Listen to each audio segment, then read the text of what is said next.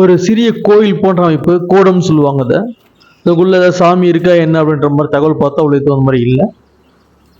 அப்படியே பக்கத்தில் கொஞ்சம் தூரம் நடந்து போனோம்னா ஒரு வேப்ப மரத்துக்கு அடியில் ஒரு பழமையான ஒரு 1000 வருஷம் பழமையான ஒரு நடுகள் இருக்கிறதையும் பார்க்க முடியும்.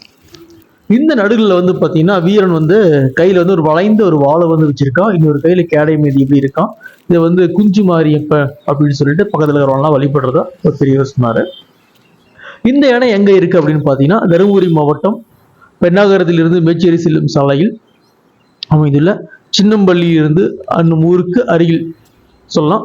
சாணாரப்பட்டி என்னும் ஊர் இருக்கு. அந்த ஊர் இருந்து நாகாவதி அணைக்கு செல்லும் வழியில ஜங்ஷன்ல இந்த நடுகள் அமைஞ்சிருக்கு.